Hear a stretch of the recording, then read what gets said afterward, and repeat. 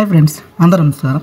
తల్లుల ఖాతాలో డబ్బులు అనేవి విడుదల చేసిన తర్వాత చాలామందికి అయితే డబ్బులు పడ్డాయా లేదా అనేది అయితే అనుమానం వ్యక్తం చేస్తుంటారు. అయితే ఆ డబ్బులు పడ్డాయా లేదా అనేది ఏ విధంగా చెక్ చేసుకోవాలి, ముఖ్యంగా రాని వారు ఉన్నట్లయితే మీ పేర్లు కూడా లిస్టులో లేకపోతే ఏం చేస్తే మన లిస్టులో మన పేర్లు అయితే యాడ్ అవుతాయి అన్నదైతే ఈ వీడియోలో చూద్దాం. దయచేసి ఈ వీడియోని మీరు ఎక్కడ స్కిప్ చేయకుండా చూడండి. చూస్తే ఇన్ఫర్మేషన్ మీకు అర్థమవుతుంది, అలాగే చాలామందికి ఉపయోగపడుతుంది కూడా.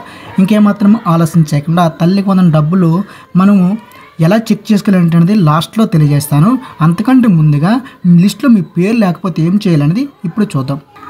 అయితే తల్లికి వందన పథకానికి సంబంధించి చక్కచక్క వారు చెప్తున్నటువంటి కొన్ని అప్డేట్స్, అఫీషియల్ అప్డేట్స్ చూద్దాం. ముఖ్యంగా 15,000 రూపాయలు వేస్తామన్నటువంటి ప్రభుత్వం ఈసారి 13,000 రూపాయలు వేయబోతుంది. అందులో 2,000 రూపాయలను రాష్ట్రంలో ఉన్నటువంటి అన్ని పాఠశాల జూనియర్ కళాశాలకు వాటి శుభ్రత కోసం, మెయింటెనెన్స్ ఖర్చుల కోసం 2,000 తీసేస్తే మొత్తంగా 13,000 రూపాయలు అయితే వేయడం జరుగుతుంది. ఇంట్లో ఎంతమంది పిల్లలు ఉంటే అంతమందికి ఈ డబ్బులు అయితే వస్తాయి అన్నమాట. అయితే ఈ మొత్తాన్ని మీ పిల్లలు ప్రైవేట్, ఎయిడెడ్, అలాగే ప్రభుత్వ పాఠశాలలో చదువుతున్న అందరికీ కూడా, అంటే 1వ తరగతి నుంచి 8వ తరగతి చదువుతున్న ప్రతి ఒక్కరికి వస్తాయి. ముఖ్యంగా 75% అయితే హాజరైతే ఉండాలి. గ్రామీణ ప్రాంతాల్లో 10,000 లోపు ఆదాయం ఉండాలి. పట్టణాల్లో అయితే 12,000 లోపు అయితే ఆదాయం అయితే ఖచ్చితంగా ఉండాలి. కుటుంబంలో ఎవరైనా సరే ఇన్కమ్ ట్యాక్స్ చెల్లిస్తే రాదు. 4 చక్రాల వాహనం ఉన్నా కూడా రాదు. ఇంట్లో 300 యూనిట్ల కరెంట్ బిల్లు దాటితే కూడా మీకు రాదు. ముఖ్యంగా ఎవరైనా సరే మీ ఇంట్లో ఇన్కమ్ ట్యాక్స్ చెల్లించిన వారైతే కూడా రాదు. అలాగే మీకు లిస్టులో అన్ని అర్హతలు ఉండి పేరు లేకపోతే ఏం చేయాలనేది కూడా ఒకసారి చూద్దాం. అన్ని అర్హతలు ఉండే మీ ఖాతాలో డబ్బులు పడకపోతే మాత్రం ఖచ్చితంగా అర్హతలు కలిగి ఉన్నప్పటికీ డబ్బులు జమ కాలేదంటే ముందుగా మీ బ్యాంక్ ఖాతా ఏదైతే ఉందో NPCI ఆధార్ లింకింగ్ స్థితిని చెక్ చేసుకోండి.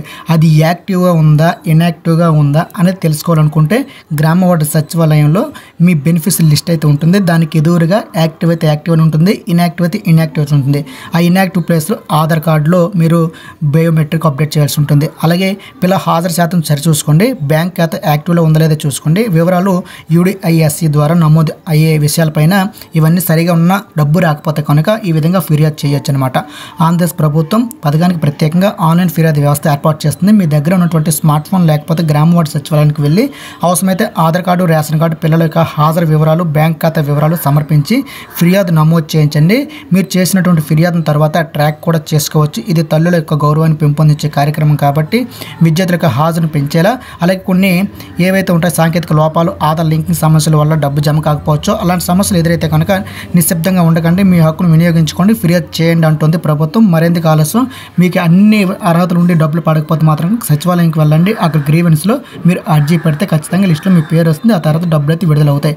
అయితే విడుదలైన తర్వాత దాన్ని ఎలా చెక్ చేసుకోవాలి అనేది ఒకసారి చూద్దాం. ఫ్రెండ్స్, మీకు మరీ చెప్తున్నాను, డబ్బులు పడిన తర్వాత ఆన్లైన్లో చెక్ చేసుకునే విధానం ఇక్కడే కాదు, ఎక్కడ దొరకదు. మీకు డబ్బులు పడ్డాయా లేదని చెక్ చేసుకునేందుకు మీ ఇంట్లో ఉండి మీ స్మార్ట్ ఫోన్ ద్వారా ఇప్పుడు మనం చూపిస్తున్న డిస్ప్లేలో కొన్ని నెంబర్లు అయితే ఉంటాయి. మీ బ్యాంక్ బుక్కి ఏదైతే ఫోన్ నెంబర్ ఉందో ఆ ఫోన్ నెంబర్తో మీది ఏదైతే బ్యాంక్ ఉందో దానికి ఎదురుగా ఇక్కడ నేను డిస్ప్లే చూపిస్తున్నటువంటి కొన్ని నెంబర్లు అయితే ఉన్నాయి, చూసారా? ఇక్కడ యాక్సిస్ బ్యాంక్ వారు అయితే యాక్సిస్ బ్యాంక్ ఎదురుగా ఉన్నటువంటి ఫోన్ నెంబర్కి మీరు మిస్డ్ కాల్ ఇస్తే మీ అమౌంట్ ఉన్నదా, అది పడిందా లేదా అనేది మనకైతే మెసేజ్ రూపంలో వారు అమౌంట్ అయితే స్క్రీన్ షాట్ తీసి పెట్టడం జరుగుతుంది అనమాట. ఇక్కడ ఆంధ్ర బ్యాంక్ అంటే ఇప్పుడు ఏదైతే ఉందో అది యూనియన్ బ్యాంక్ చేసేసారు కాబట్టి అన్నిటికీ ఒకటే వర్తిస్తుంది. ఇదే అలహాబాద్ బ్యాంక్ అని, బ్యాంక్ ఆఫ్ బరోడా అని, ఇక భారతీయ మహిళా బ్యాంక్ అని, ఇలా రకరకాల బ్యాంకులు అయితే ఉంటాయి. ఇది మీరు ఏ రకానికి చెందిన బ్యాంకు, ఆ బ్యాంక్ ఎదుర్కొన్న ఉన్న నెంబర్కి ఒక మిస్డ్ కాల్ ఇస్తే చాలు మీ అమౌంట్ అయితే పడ్డాయి లేదనేది తెలిసిపోతుంది. ఒకసారి స్క్రీన్ షాట్ తీసి ఉంచుకోండి. మీది ఏ బ్యాంకో ఆ బ్యాంక్ నెంబర్ ఎదురుగా మిస్డ్ కాల్ ఇవ్వండి. చూపిస్తున్న ప్రతి ఒక్క నెంబర్ కూడా మీకు ఉపయోగపడుతుంది. ఇది ఒకసారి చూసుకోండి. ఇదంతా నేను గ్యాదర్ చేసి తెచ్చింది, చాలామంది ఇలా చూపించరు మీకు. సో చెక్ చేసుకునే విధానం ఈ విధానం అనమాట. లిస్టులు అయితే ఆన్లైన్లో కూడా దొరకవు, గ్రామ వార్డు సచివాలయంలో కూడా దొరుకుతాయి. మీ ఎలిజిబుల్ లిస్టులు కూడా మీరు ఎక్కడైనా ఆన్లైన్లో దొరుకుతాయంటే మాత్రం నమ్మొద్దు, అవి అయితే 80% ఫేక్. సో మీకు గ్రామ వార్డు సచివాలయంలో వారి లాగిన్లు మాత్రమే మనకు దొరుకుతాయి, డిజిటల్ అసిస్టెంట్ లాగిన్లు మాత్రమే.